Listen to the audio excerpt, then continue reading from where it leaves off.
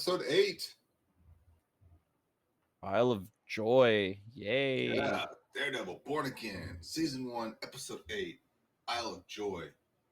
Which is what I'm feeling because we're almost to the end of this freaking series. 3, 2, 1, play.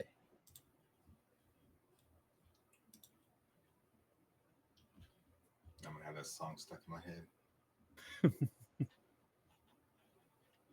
And again, prefacing, we've seen this episode, second time watching this. So apparently I did read blue roses are not naturally occurring. You gotta like create them.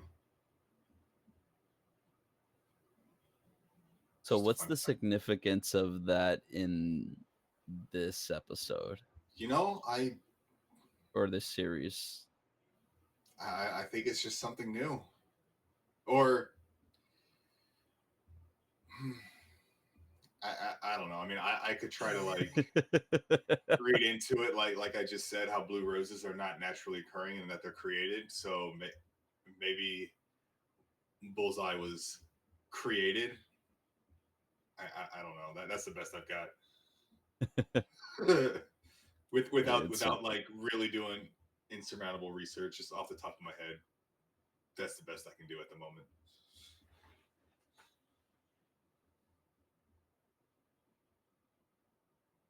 Because I don't know if Bullseye uses a rose or at all. I know Fisk in the comics used a red rose. Yeah, that's why it's like. So the blue rose, I don't know.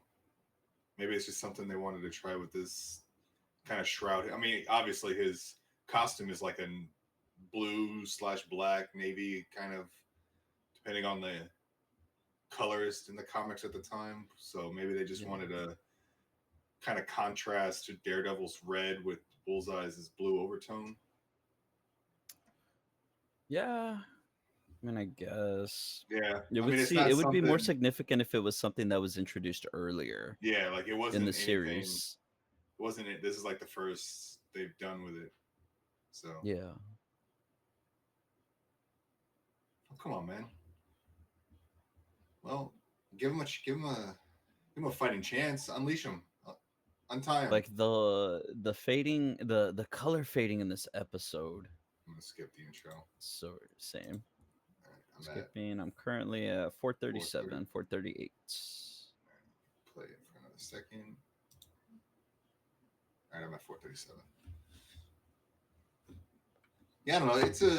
It was a interesting choice. I don't know if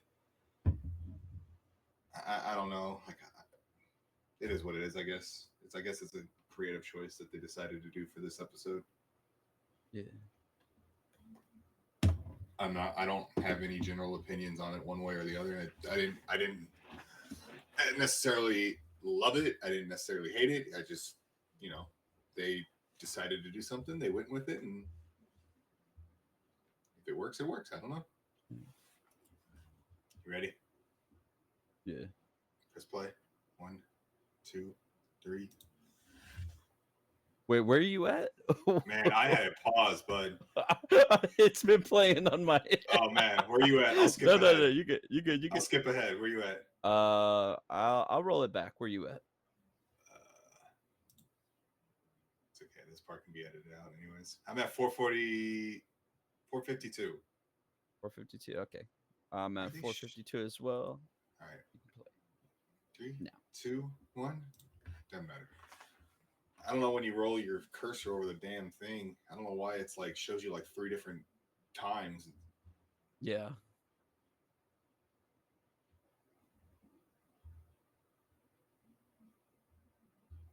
You're walking on the wrong side of the street, bud. It's okay. He's a villain. Still got to protect your better half there. You're in the MCU now, so explain Spider-Man, explain Captain America. I hate that freaking line. What did he say? I missed it. I was talking. How you can't compare me and Daredevil, and he was like, Daredevil saved you, and she's like, no, I saved me. Oh yeah.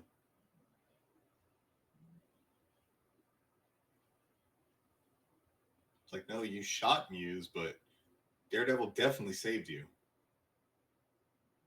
Yeah, didn't he take like a knife to the leg? Trying to protect her. Definitely made that personal, but that was purposeful. That's the playing the chess.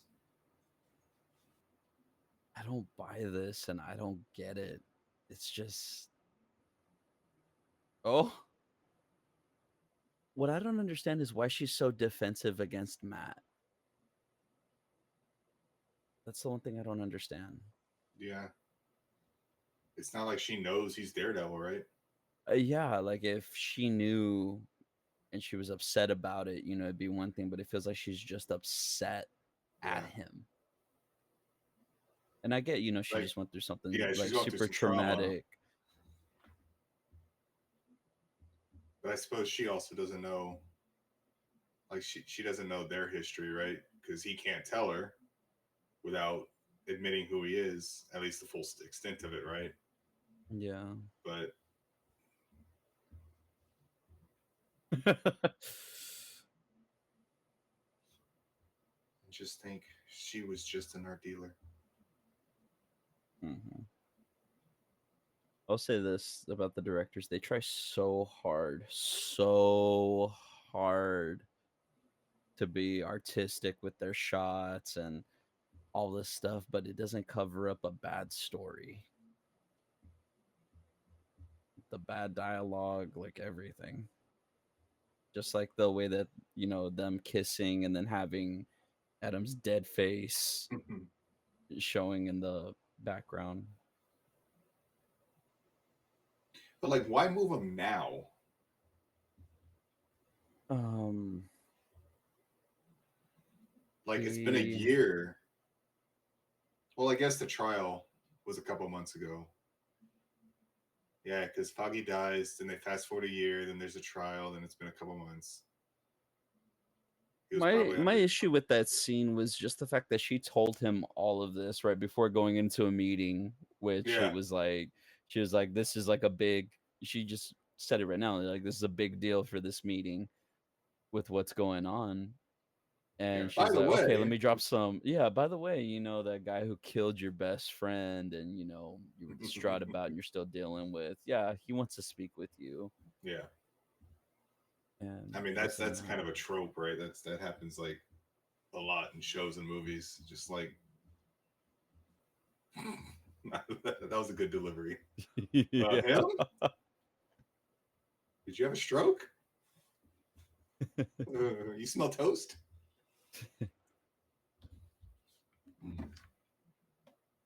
Could use some toast right now.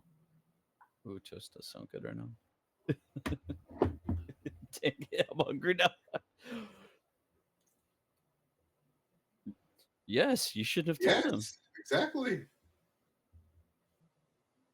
See, right there would have been the perfect, perfect opportunity to give her something to do, to be like the voice. Like he just, yeah, I'm gonna pause it real quick. 1, 2, 3, pause. So I just feel like I have to say this right now. So right there, that's a turning point. That's a turning point for Matt because we've seen it before in the past. We've seen it to where he has the crisis of faith in the system of what he's doing. Like, like I'm a lawyer, I'm trying to defend, and this keeps happening. We keep losing, we keep losing, we keep losing. Um, a big part of having Foggy and Karen was, they helped bring him back, or having his Catholicism, talking with the priest, that helped bring him back. It was always something that brought him back. Right there was an opportunity to showcase and give Kristen, a chance to be that new thing.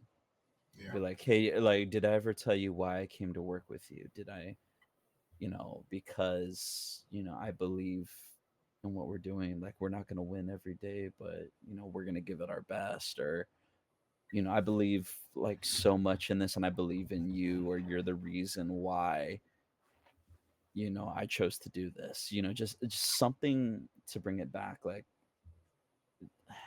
Like It's literally just it's an what's extra two missing. minutes of dialogue, and it could have fixed Yeah, some issues with. Not, I mean, I wouldn't yeah, I mean, I guess a lack of lack of depth for the character, which just literally, like you said, 2 minutes of more dialogue right there. yes, and not just the lack of depth of character, which yes, I mean we literally just talked about that in the last episode. It's literally used to showcase all the background characters and just here's your scraps, we're moving on. Um, but yeah, she this is the perfect opportunity to showcase that, And and now it's like instead of doing that, we're gonna go back to Josie's instead, and which is cool. I don't mind this it. which yeah, it's This cool, this but this scene was needed, but again, going back to the McDuffie, like she was the one talking and kind of flirting with Foggy in the opening, in the bar scene in the first episode. So then, yeah, if you would have added that extra small little chunk of dialogue to her and be like, this is why, and then she could have brought it back to be like, and Foggy thought the same thing of you, that's why I wanted to come. That's why you and I wanted to be a partner with you, because I know how much Foggy believed in you and what you were doing, and that inspired me to reach out and partner with you. You know what I mean? Like that would have been a good line because it would have brought back Foggy into the whole conversation. yeah, because we need to keep poking at it with him. Yeah, Um, because again, he's still holding everything in, but we need that that explosion of emotion, that release. And again, my big issue, my big issue is that we are still not seeing a lot of his Catholicism. no, We need to see that. Like he needs his priest. He needs that outlet. He needs to let it out. And all honesty, if I remember correctly, I don't think we ever see him let it out. It's never let uh, out. I mean, he does his like rage shouting, or right, like what end of episode 2 when he goes against the two police officers and he does like a little Oh no, I mean adrenaline shout. from here on out. Like when Mm, because he's still holding on to it. Like he's still holding on to all this stuff. yeah, And no, yeah, I we mean, never see it released. We never see that's a it. little bit out on Poindexter in the interrogation room, but yeah. Yeah, Yeah, but even at that, that's yeah, more. yeah.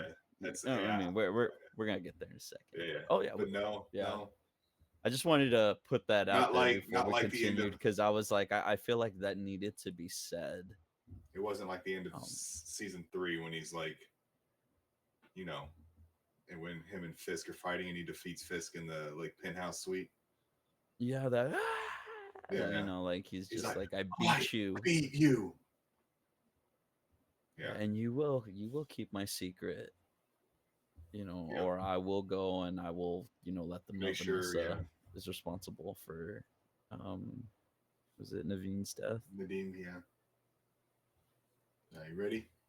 I'm ready, laying now.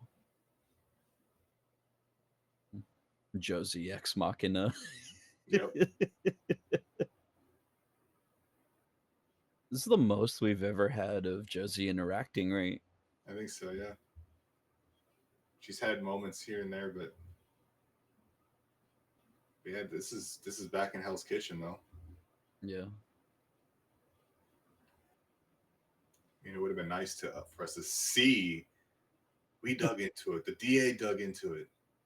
Mm-hmm.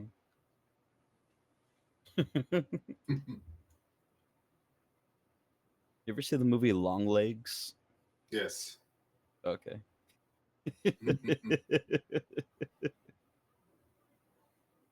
I guess so did Matt Murdock.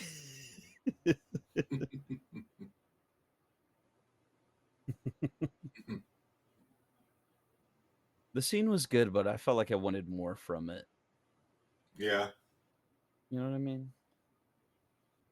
because it told us stuff, but it didn't tell us stuff. If that Anything. makes sense, yeah. Yeah. But again, as the audience, we kind of pick up on, yep, he was hired. No, it wasn't Fisk, right? Because I mean, Even though I said I was against you making Deputy Mayor. The way he delivered that line reminds it just sounds like something Tony Soprano would say. Yeah. I mean, it was a good delivery of that line. I just kind of wish I knew.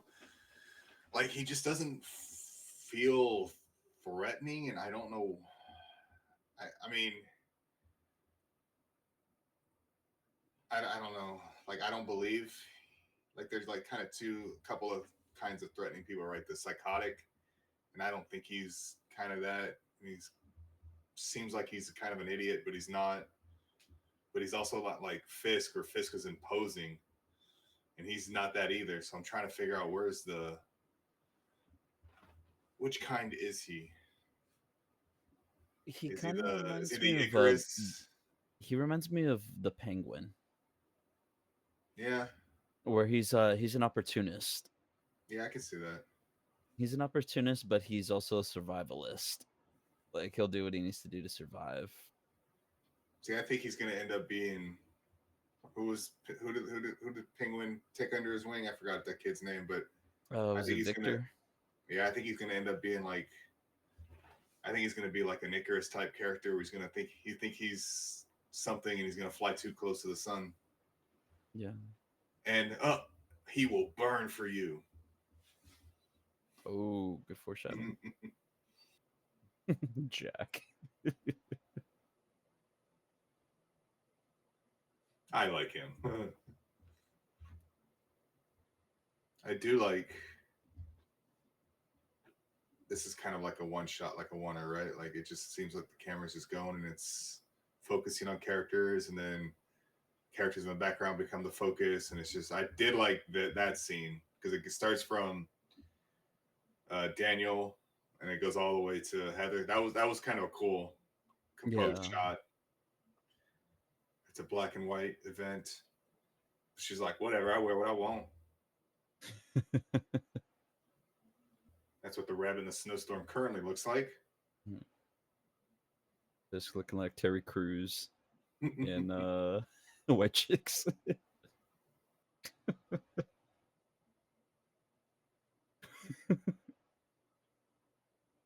It's a lot of blood on the wall for just being thrown scissors. Yeah. See again the The blue, color. Yeah, the color change. I don't get it. maybe it's like I don't want to say it's like a metaphor. It's like something that just shows like he's got focus, right? I don't know. Like Matt's always was he saw everything red, like a world on fire. So maybe he kind of sees like a frozen landscape where Everything's blue in his eyes. everything's blue, and he's like it's he's like a hyper focus. Like he's got like one goal right now, and that's Fisk, right? So he's Yeah. sort of super. I don't know. I just noticed right now the conversation between Vanessa and Heather, just like how they show them together and stuff like that. Like they're trying like real hard to foreshadow. Mm, Like you know what I mean? Like, oh hey. literally. That hello that she did is more like after you've broken up with someone Yep. like hello, Yep. Matthew. What have you been doing? But it's funny how he does it right in front of her. I like how he uses the same She's still line. waiting for a response too. Yep. With the flash bud hmm for no press. Why did they invite her? I don't care if she's a friend of Daniel. That just seems dumb. Reporters are always working. Well, like you said, it's hubris on Daniel's part. He's like he's thinking he's gonna get some, Yeah. but you know, his ego is like,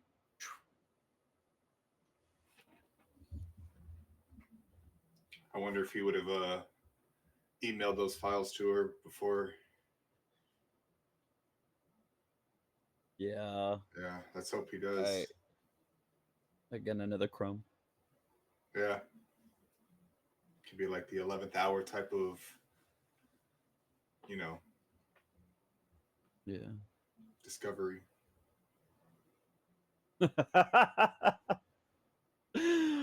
Yeah. She wants to use that against him. I love he flipped it on her. Why does that look like Senator Kelly from X-Men? It did. I'm just unsure why we were just doing a zoom on the singer. Yeah. Those A24 zooms. Like Yeah. Senator Kelly. He pulled out the finger guns. I love how he didn't put them in his pocket. Right. You know? Yeah, when they switched, I thought, you know, like how the poker's just sticking out of that dude's neck. Yeah. Yeah, when they switched, I thought he was gonna target Vanessa originally, and then when they switched, he would have seen, you know, Heather dancing with, see how their backs are turned. Yeah.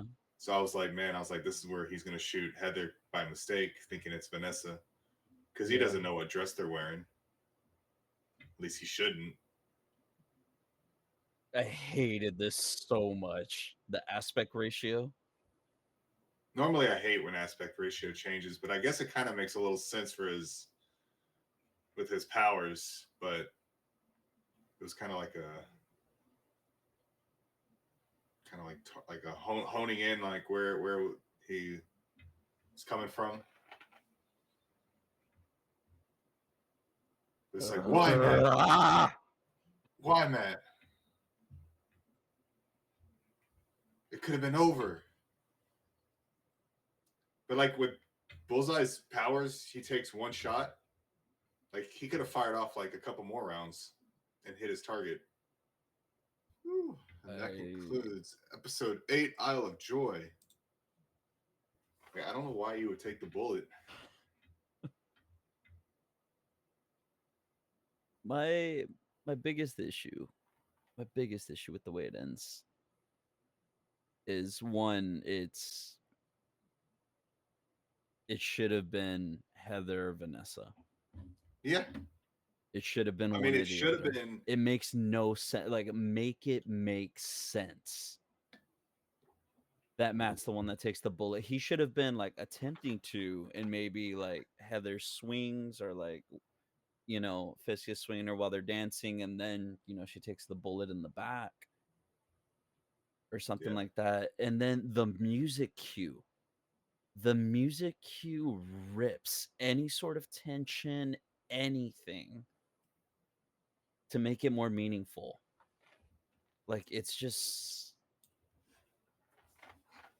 Yeah, I don't know why he was. I mean, I understand he was targeting Wilson for all the past, you know, stuff that Wilson did to him. But like, I don't get why you. I mean, I suppose you can make a case for why you either target Wilson or Vanessa, but like if you're building off of this season, then you got to go after Vanessa from a story standpoint, right? Because you also have to assume that it's, you know, yeah, while the Netflix seasons exist, you have to build the show based off people who have seen it and people who have not. So you can't just go after the Kingpin because he's the Kingpin, right? Like, why is Bullseye going? Like, we know why he would, but like an audience who's just watching this show and hadn't seen the Netflix shows, they won't know why you're going after Wilson. and that's an issue with this series Yeah, in general. 100%. Is that so? Like you said it perfectly. Those of us who have seen the show, we have an extra background on the lore, on, you know, where these characters started, where they began, where they are now. So having that, it you know, it definitely does help. Now, watching this as a standalone, new audience member, you know, never having seen, any of this, you would look at it, especially episode 8, 8 of 9, Hmm. 8 of 9. Something drastic has to happen before that final episode. Matt getting shot is not drastic. It's not. It's unexpected in a stupid way, Yeah, like it, in the sense that, why did he do it? well, there's that, but I was thinking more along the lines of it's stupid in the sense of you still have, it's his show. He's not going to Yeah, die.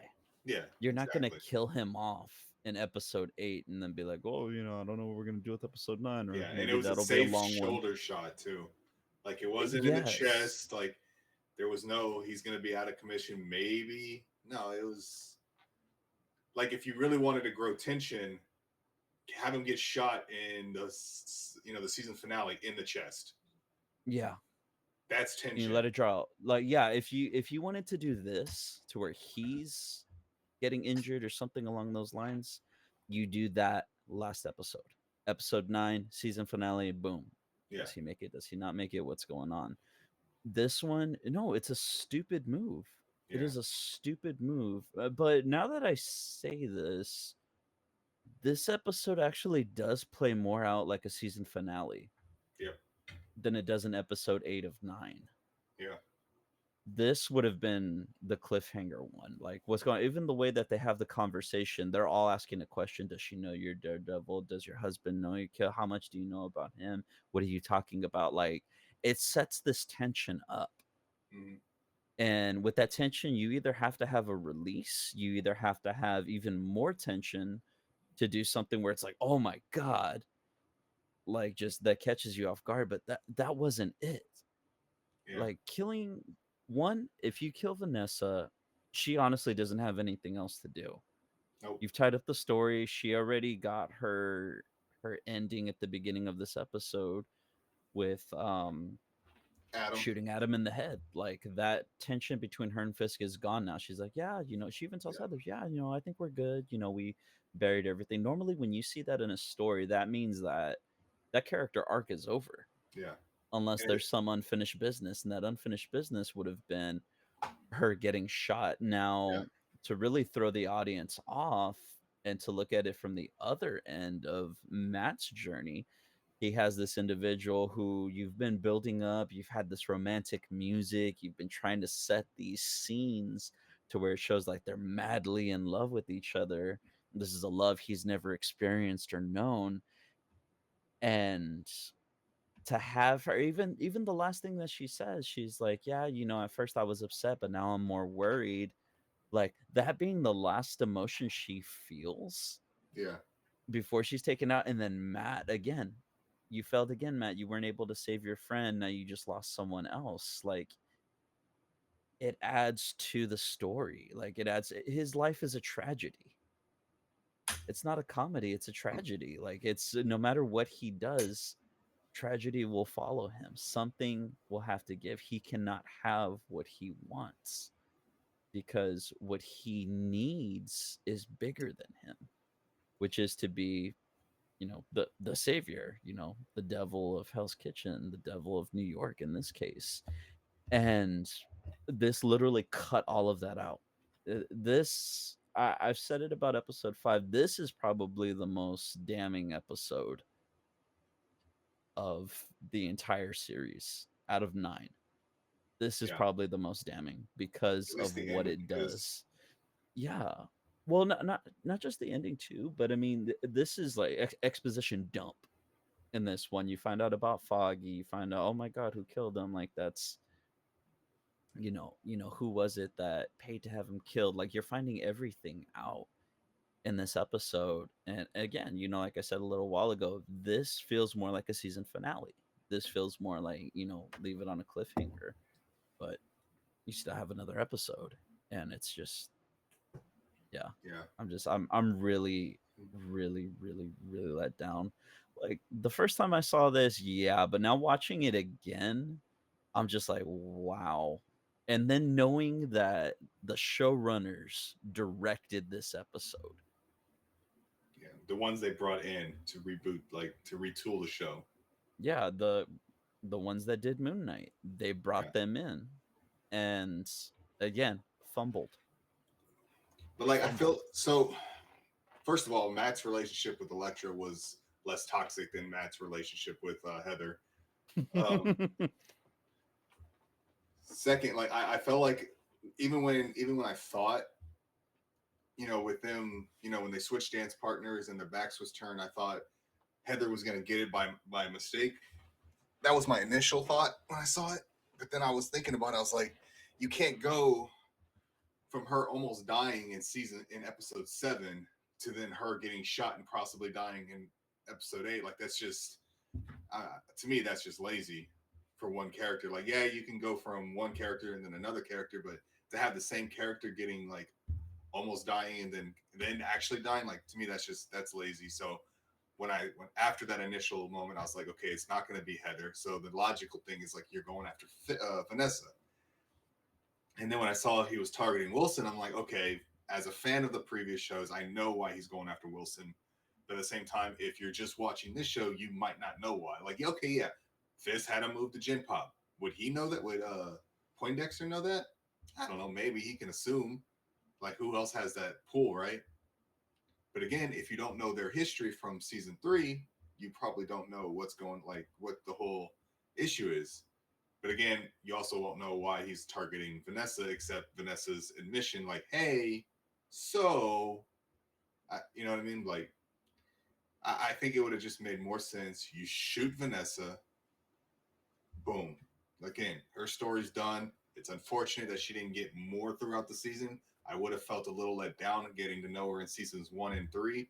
That she wouldn't have she didn't have much to do in this season, right? And that's because again, they kind of Frankenstein monstered this series together, and they had originally had someone else cast as Vanessa because they originally had the show as being something not at all connected to the Netflix show.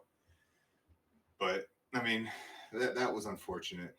Um, yeah, I mean, other than that, I mean, I really do think it should have been Vanessa. It makes no sense that, and then that could have been another reason why Phil Wilson, he might, since Matt was dancing with Vanessa, maybe Wilson would have had some kind of like guilt saying, hey, if she was dancing with me, maybe I would have been the target. And instead it was, Matt. And that would have just been another little kind of animosity between that. Wilson might blame Matt for, leaving Vanessa like vulnerable and open to getting shot like that. Because, Yeah. it's going to be Fizz. He's going to be unhinged at this point. Like it doesn't matter if it's true or not. He's just going to be completely unhinged. I mean, he beheaded someone with a car door because he felt embarrassed in front of her. Just imagine what he's going to do when she dies. Yeah. Literally the whole city will burn. Yeah, and again, this is why this is, like I said a little while ago, this is the most damning episode Yeah. because of the choices that were made and willingly made. They willingly made the decision to have Matt get shot, everybody else be fine, and what you had said about Heather. Yeah, from a writing standpoint, you can't put someone through that and then be like, okay, now we're gonna kill her off. But that also Yeah. has to go with, again, it goes back to what they did in the previous episode. They rushed it. Now, had been something to where she had died in that episode, more stakes. Muse Mm-hmm. killed her. It's creating tension. Then you have Vanessa die in this one. Boom, they're both dealing with loss again in their own way, and it creates even more tension amongst them. And again, that call to action that Matt has been denying, now he's like, I have to put on the mask again and go against Fisk. I have to stop him before anything. And that could have even tied it up. They could have even had like a moment together where it's like, I understand your pain or something, like, you know what I mean, like a moment of like sympathy Yeah. amongst the two. Like there's so many other ways they could have painted something so much better. The theme is an issue with this series. they have everything's so focused on all these different things um of loss, of the thing with the cops, with shifting blame to things, to just all of this. There's no common theme throughout this. There's no focal point for it. You know what I mean? Like how you usually have like especially with like any story, there's an overall theme Mm, throughout. There's not really a connecting theme nah. throughout this whole show, and it's because of the way that they choose to tell these stories, and the way that they treat the characters, the Yeah. way that these characters are written, the choices that they make or don't make. In this case, it just everything that has been done goes against, again, what we were promised, what the audience deserves, whether that be this being season 4 of Netflix Daredevil or being a brand new thing. It's so shoddy. It's shoddy work. Yeah, I'm kind of like so what I think the showrunners came in and they directed episode 1. They directed this episode and they're going to direct the finale. So I'm just kind of curious, like, if you just bring them in, just scrap what you already did and just restart the whole show with just them at the helm, for better or worse. Like, just let them tell their story start to finish, and regardless of how it turns out, like, get rid of everything in between and just let them like tell the story, right? Because I mean, you kind of get like this episode, and then 8 and 9 is going to be like kind of their arc in this whole thing, and then like everything in between was like something different. There's like a tonal shift. So like if you're just going to bring them in to kind of like piece it together, like, no, just scrap it all and just let them tell their whole stories from the beginning. Like, yeah, you're gonna take a loss, right? But financially, but just, I guess, bite the bullet at that point, or just, I don't know. I mean, I guess they were okay with what's being produced, and I mean, like I said, it's a fine show. There's a lot of issues, but I mean, there's a lot of issues, but I mean, this is not what I wanted from it. Like, but I mean, it is what it is. There's some things to like, and there's like, if you're just coming into it and watching a show, you might enjoy it. It's got enough there to keep people engaged. But if you really want to kind of like get into it and dissect it, I mean, there's going to be a lot of pieces, right? There's a lot to be had. There's a lot missing here. Yeah. And So yeah, I just so what do you rate it out of 10? I don't know. It's probably just like a mid. Like I said, there's some. I did like it. Like, over. I mean, I appreciate it. I don't like between a 5 and a 6, maybe. I don't know. I feel bad just keep giving everything a 6, but I feel like it's not quite below, but it's definitely no higher than a 6. Yeah, and don't feel bad about that, man. I mean, Yeah. you No, you no. even Like, said so yourself I with just don't want to how be you rate basic, right? stuff is Yeah, I don't want to be well, basic no, and no, just give no. everything a 6, but it's like I can't quite give it like, like a really like poor score. Like, I feel like there is still some there to enjoy, but I can't elevate it to where it's like a banger, right? So it's not like even above average. It's like it's got to be a 6 for me. It's like it's not going to be any higher than a 6. God. Yeah. This was a 2 out of 10 for me. This 2 is going this is the Willow. worst episode. Yeah, this is the worst episode. Episode 5, fan service. Again, I've talked about it before. It's a one-off. It's I what it did give should that have one an been. incomplete.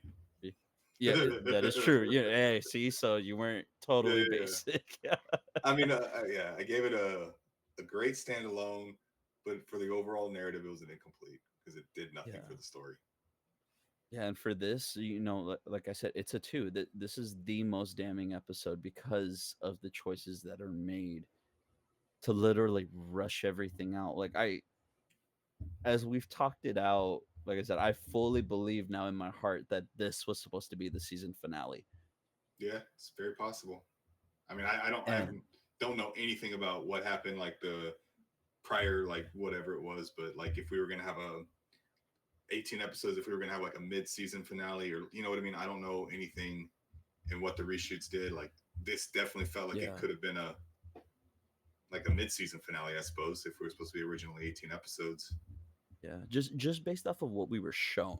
Yeah. That's where I'm drawing everything from, like trying to tie some sort of cohesiveness with Mm-hmm. the quote unquote story that they chose to tell.